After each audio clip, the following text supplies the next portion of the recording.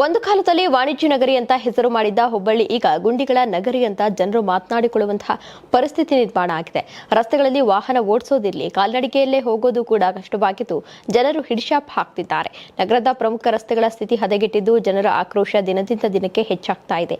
ಇದು ಯಾವುದೋ ಹಳ್ಳಿಯ ಒಳರಸ್ತೆ ಅಲ್ಲ, ಉತ್ತರ ಕರ್ನಾಟಕದ ವಾಣಿಜ್ಯ ಕೇಂದ್ರ ಹುಬ್ಬಳ್ಳಿಯ ಪ್ರಮುಖ ರಸ್ತೆಗಳ ದೃಶ್ಯ.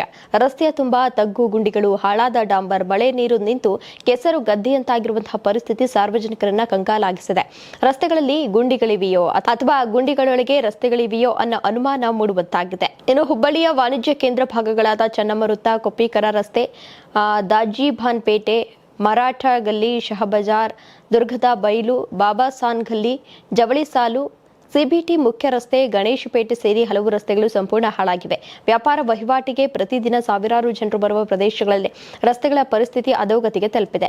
ರಸ್ತೆಗಳ ದುಸ್ಥಿತಿಯಿಂದ ವಾಹನ ಸವಾರರು ಪ್ರತಿದಿನ ಸರ್ಕಸ್ ಮಾಡುವಂತಾಗಿದೆ. ಬೈಕ್ ಸವಾರರು ಜಾರಿ ಬೀಳುವಂತಹ ಘಟನೆಗಳು ಹೆಚ್ಚಾಗ್ತಾ ಇದ್ದು ಪಾದಚಾರಿಗಳಿಗೂ ರಸ್ತೆ ದಾಟುವುದೇ ದೊಡ್ಡ ಸವಾಲಾಗಿದೆ. ಹೊರಹೂರುಗಳಿಂದ ವ್ಯಾಪಾರಕ್ಕೆ ಬರುವ ಜನರು ಕೂಡ ರಸ್ತೆಗಳನ್ನು ನೋಡಿ ಅಸಮಾಧಾನವನ್ನು ವ್ಯಕ್ತಪಡಿಸುತ್ತಿದ್ದಾರೆ. ಇತ್ತೀಚೆಗೆ ಮಹಾನಗರ ಪಾಲಿಕೆಯ ಬಜೆಟ್ ಮಂಡನೆಯಾಗಿದ್ದರೂ ನಗರದ ರಸ್ತೆಗಳು ಯಾವುದೇ ಅಭಿವೃದ್ಧಿಯನ್ನು ಕಾಣ್ತಾ ಇಲ್ಲ ಎನ್ನುವುದು ಸಾರ್ವಜನಿಕರ ಆರೋಪವಾಗಿದೆ. ರಸ್ತೆ ಅಭಿವೃದ್ಧಿ ಬಗ್ಗೆ ಜನಪ್ರತಿನಿಧಿಗಳು ಮತ್ತು ಅಧಿಕಾರಿಗಳು ಭರವಸೆ ನೀಡುತ್ತಲೇ ಇದ್ರೂ ನೆಲಮಟ್ಟದಲ್ಲಿ ಮಾತ್ರ ಯಾವುದೇ ಬದಲಾವಣೆ ಕಾಣ್ತಾ ಇಲ್ಲ. ಮಹಾನಗರ ಪಾಲಿಕೆಗಿಂತ ಜಾಸ್ತಿ ನನ್ನ ಕ್ಷೇತ್ರದಲ್ಲಿ ಸ್ಟೇಟ್ ಗೌರ್ಮೆಂಟ್ ಇಂದಾನೆ 75% ಸ್ಟೇಟ್ ಗೌರ್ಮೆಂಟ್ ಇಂದಾನೆ ಕೆಲಸ ಮಾಡಿಸ್ತಾ ಇದ್ದೀವಿ.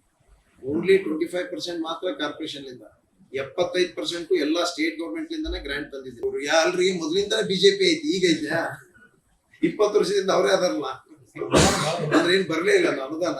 140 ಕೋಟಿ ಕಾರ್ಪೊರೇಷನ್ಗೆ ಗ್ರಾಂಟ್ ಕೊಟ್ಟಿದಾರಲ್ಲ, ಅದನ್ನ ಮಾತಾಡಲ್ಲ ಅವರು. ಈಗ ನಗರಾಭಿವೃದ್ಧಿ ಇಲಾಖೆಯಿಂದ 140 ಕೋಟಿ ಕೊಟ್ಟಿದಾರಲ್ಲ, ಅದ್ರ ಬಗ್ಗೆ ಮಾತಾಡಂತ ಹೇಳ್ರಿ.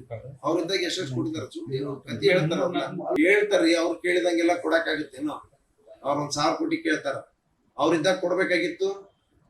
ಇಲ್ಲೇ ಅವ್ರದೇ ಮುಖ್ಯಮಂತ್ರಿಗಳಿದ್ದಾರಲ್ಲ, ಅವ್ರು ಬಿಡುಗಡೆ ಮಾಡ್ಬೇಕಾಗಿತ್ತು, 1,000 ಕೋಟಿ ಮಾಡ್ಬೇಕಾಗಿತ್ತು, ಅವಾಗ ಕೊಡಕ್ಕಾಗಿಲ್ಲ. ಈಗ ಸುಮ್ನೆ ಕತಿ ಹೇಳ್ತಾರಲ್ರಿ. ನಗರದ ರಸ್ತೆ ಅಭಿವೃದ್ಧಿ ಕುರಿತು ಮಹಾನಗರ ಪಾಲಿಕೆ ಆಯುಕ್ತರು ಕೂಡ ಪ್ರತಿಕ್ರಿಯೆ ನೀಡಿದ್ದು ಹಂತ ಹಂತವಾಗಿ ರಸ್ತೆ ದುರಸ್ತಿ ಕಾರ್ಯ ಕೈಗೊಳ್ಳಲಾಗುತ್ತಿದೆ ಎಂದು ತಿಳಿಸಿದ್ದಾರೆ. ಓವರಾಲ್ ಆಗಿ ಸಿಟಿಯಲ್ಲಿ ನಾವು ಅಂದಾಜು 4 ಕೋಟಿಯಷ್ಟು ನಾವು ಈ ಪ್ಯಾಚ್ ವರ್ಕ್ ಮಾಡಲಿಕ್ಕೆ ಕ್ರಮ ವಹಿಸಿದ್ದೀವಿ. ಈ ಪರ್ಮನೆಂಟ್ ಸೊಲ್ಯೂಷನ್ಗಾಗಿ ಸಾಕಷ್ಟು ರೋಡ್ಗಳು, ಏನು ತಗ್ಗುಗುಂಡಿಗಳಿದೆ, ಸಾಕಷ್ಟು ರೋಡ್ಗಳು ನಮ್ಮ ಮಹಾತ್ಮ ಗಾಂಧಿ ನಗರ ವಿಕಾಸ ಯೋಜನೆಯಲ್ಲಿ ಈಗಾಗಲೇ ಕವರ್ ಆಗಿದೆ. ಮಹಾತ್ಮ ಗಾಂಧಿ ನಗರ ವಿಕಾಸ ಯೋಜನೆ ಪ್ರೋಗ್ರಾಮ್ ಇರ್ಬೋದು, ನಮ್ಮ 15 ಫೈನಾನ್ಸ್ ಇರ್ಬೋದು, ಬೇರೆ ಬೇರೆ ಕಾರ್ಯಕ್ರಮಗಳಲ್ಲಿ ಈ ರೋಡ್ಗಳನ್ನು ಈಗಾಗಲೇ ನಾವು ಪಾಲಿಕೆಯಲ್ಲಿ ನಮ್ಮ ಸಾಮಾನ್ಯ ಸಭೆಯಲ್ಲಿ ಬಿಟ್ಟು ಅದು ಅನುಮೋದನೆ ತೆಗೆದುಕೊಂಡಿದ್ದೇವೆ. ಸೊ MGNY ಕಾಮಗಾರಿಗಳು ಟೆಂಡರ್ ಹಂತದಲ್ಲೇ, ಒಂದು ಟೆಂಡರ್ ಫೈನಲ್ ಆದಮೇಲೆ ಅವು ಟೆಂಡರ್ ಫೈನಲ್ ಆಗಿ ಏಜೆನ್ಸಿ ಫಿಕ್ಸ್ ಆದಮೇಲೆ ಮುಂಬರುವ ದಿನಗಳಲ್ಲಿ ಅದನ್ನು ಪರ್ಮನೆಂಟ್ ಆಗಿ ರೋಡ್ ಮಾಡುವಂಥ ಕ್ರಮ ಸರ್ಕಾರದಿಂದನೂ ಆಗ್ತಿದೆ, ಪಾಲಿಕೆಯಿಂದನೂ ಮಾಡ್ತಿದೆ. ಒಟ್ಟಿನಲ್ಲಿ ಉತ್ತರ ಕರ್ನಾಟಕದ ವಾಣಿಜ್ಯ ಕೇಂದ್ರವಾಗಿರುವಂತಹ ಹುಬ್ಬಳ್ಳಿ ನಗರದಲ್ಲಿ ಮೂಲಭೂತ ಸೌಲಭ್ಯಗಳೇ ಪ್ರಶ್ನೆಯಾಗುತ್ತಿರುವುದು ಸಾರ್ವಜನಿಕರ ಬೇಸರಕ್ಕೆ ಕಾರಣವಾಗಿದೆ.